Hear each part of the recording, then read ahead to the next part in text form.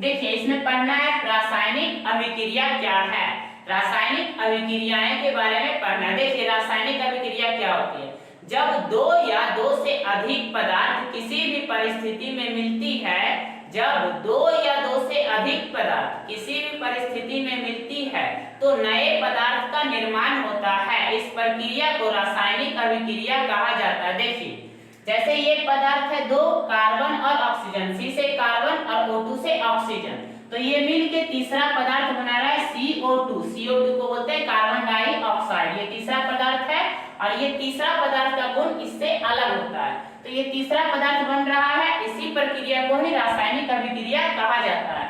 जैसे देखिए H2 hydrogen और O2 ऑक्सीजन, ये मिलके जल बना रहा है, H2O बना रहा है। इसी प्रक्रिया को क्या कहते हैं, रासायनिक अभिक्रिया कहा जाता है, केमिकल रिएक्शन कहा जाता है। देखिए रासायनिक अभिक्रिया के कारण होने वाली परिवर्तन, रासायनिक अभिक्रिया के कारण क्या क्या परिवर्तन होता है। देखिए रासायनिक अभिक्रिया के कारण क्या क्या होता है, जैसे रासायनिक अभिक्रिया के कारण अवस्था में परिवर्तन होता है। जैसे देखिए पहले कुछ और पदार्थ था, बाद में कुछ और पदार्थ बन गया। रासायनिक अभिक्रिया के कारण गैस की प्राप्ति होती है। रासायनिक अभिक्रिया के कारण ताप में परिवर्तन होता है। रासायनिक अभिक्रिया के कारण रंग में परिवर्तन होता है। देखिए आगे पढ़ना है अभिकारक, रिएक्टेंट। देखिए अभिकारक क्या होता है, रासायनिक अभिक्रिया में जो पदार्थ भाग लेते हैं उसे अभिकारक कहा जाता है। जैसे कार्बन और ऑक्सीजन, हाइड्रोजन और ऑक्सीजन, यहाँ पे क्या है, अभिकारक है। आगे देखिए उत्पाद या फिर प्रतिफल, उत्पाद या प्रतिफल, प्रोडक्ट। देखिए प्रोडक्ट क्या होता है, प्रतिफल क्या होता है। देखिए रासायनिक अभिक्रिया के बाद जो पदार्थ बनता है उसे प्रतिफल कहा जाता है। जैसे देखिए CO और C और O2, C और O2 मिलके CO2 बना रहा है, तो ये CO2 क्या हो गया, प्रतिफल हो गया। देखिए अगला एग्जांपल लेते हैं H2 प्लस Cl2। देखिए हाइड्रोजन है और क्लोरीन है, तो ये क्या बना रहा है, HCl, हाइड्रोजन क्लोराइड बना रहा है HCl, तो ये क्या हो गया, प्रतिफल हो गया। देखिए ये दोनों है अभिकारक, अभिकारक, और HCl क्या है, प्रतिफल है या फिर उत्पाद है, प्रतिफल। नोट कीजिए इसको। आगे पढ़ना है रासायनिक समीकरण, केमिकल इक्वेशन। देखिए जब दो या दो से अधिक पदार्थों के बीच रासायनिक अभिक्रिया होती है तो उसे जिस समीकरण द्वारा लिखा जाता है उसे रासायनिक समीकरण कहा जाता है। जैसे देखिए दो या दो से अधिक पदार्थों के बीच, जैसे देखिए Mg मैग्नीशियम है और O2 ऑक्सीजन है, तो क्या बना रहा है, MgO, मैग्नीशियम ऑक्साइड बना रहा है। तो इसे जिस समीकरण द्वारा लिखा जा रहा है, इस समीकरण को ही क्या कहा जाता है, रासायनिक समीकरण कहा जाता है। देखिए जैसे Mg और O2 ये दोनों के बीच अभिक्रिया हो रही है, इसे संकेत के रूप में एक समीकरण के द्वारा लिखा जाता है। इसी समीकरण को रासायनिक समीकरण कहा जाता है।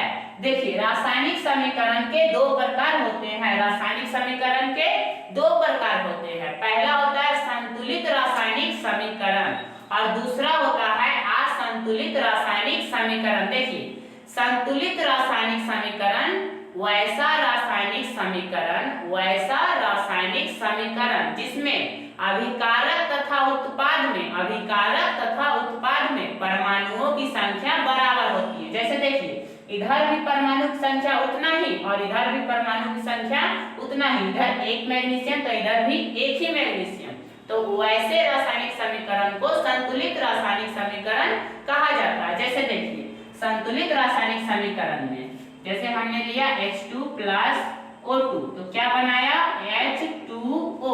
इधर देखिए दो हाइड्रोजन है, इधर दो हाइड्रोजन है, इधर दो ऑक्सीजन है लेकिन इधर एक ही ऑक्सीजन है, तो इसे संतुलित किया जाता है।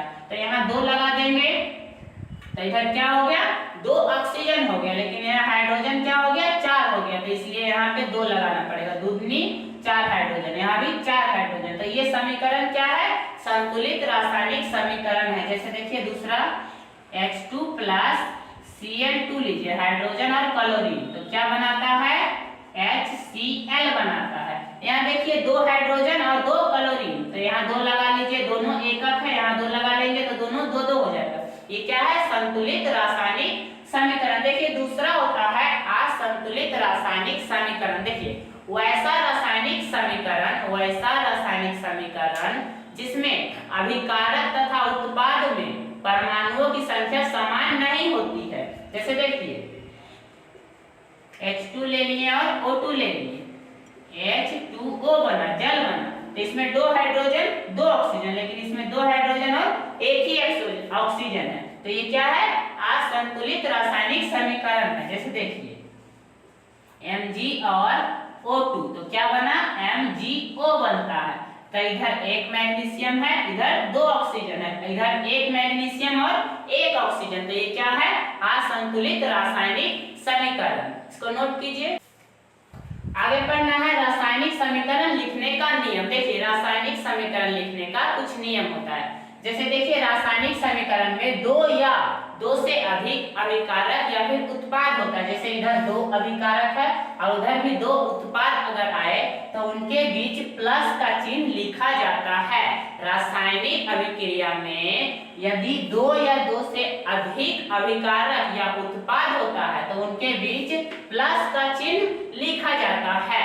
और देखिए रासायनिक समीकरण में अभिकारक, ये अभिकारक है और ये उत्पाद है, दोनों के बीच तीर का चिन्ह दिया जाता है, तीर का चिन्ह दिया जाता है। और तीसरा नियम है रासायनिक समीकरण में, रासायनिक अभिक्रिया में यदि ऊष्मा की प्राप्ति हो तो उसे प्लस Q से दर्शाया जाता है। यदि ऊष्मा की प्राप्ति हो तो प्लस Q से दर्शाया जाता है, और ऊष्मा का ह्रास हो मतलब ऊष्मा की अवशोषण हो, ऊष्मा की कमी हो तो उसे माइनस Q से दर्शाया जाता है। आगे पढ़ना है कि रासायनिक समीकरण को संतुलित क्यों किया जाता है। रासायनिक समीकरण को संतुलित करने की आवश्यकता क्यों पड़ती है? देखिए रासायनिक समीकरण को इसलिए संतुलित किया जाता है क्योंकि अभिक्रिया के बाद, रासायनिक अभिक्रिया के बाद नए तत्व का निर्माण नहीं होती है, बस वो सिर्फ एक रूप से दूसरे रूप में बदलते हैं, इसीलिए रासायनिक समीकरण को संतुलित किया जाता है। देखिए रासायनिक समीकरण को संतुलित करने का नियम, देखिए पहला नियम है कि अभिकारक तथा उत्पाद में परमाणुओं की संख्या को क्या करते हैं? बराबर करते हैं। अभिकारक तथा उत्पाद में परमाणुओं की संख्या को बराबर करते हैं। और दूसरा नियम, देखिए दूसरा नियम क्या है? परमाणुओं की संख्या को बराबर करने के लिए तत्व के आगे कोई भी अंक 1, 2, 3 ये सब लगा सकते हैं। कोई भी अंक 2, 3, 4 ये सब लगा सकते हैं। जैसे परमाणु के आगे, जैसे देखिए CO2, इधर C 1 है, कार्बन 1 है और ऑक्सीजन 2 है। इधर देखिए कार्बन 1 है, ऑक्सीजन 2 है।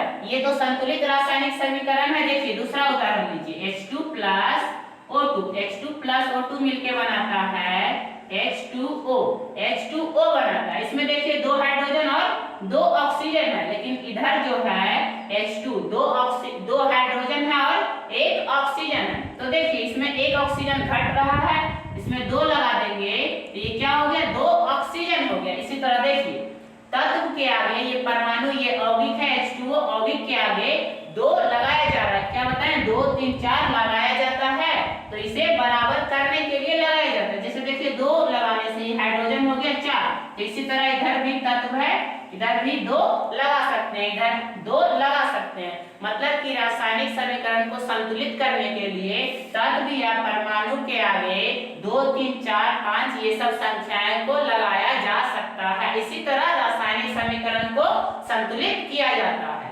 देखिए दोस्तों यहाँ कुछ रासायनिक समीकरण दिया हो, इसे संतुलित करना है। देखिए यहाँ मैग्नीशियम 1 है, क्लोरीन 2 है, क्लोरीन यहाँ 1 है, क्लोरीन यहाँ पे 2 है, तो यहाँ पे आप 2 लगाएंगे।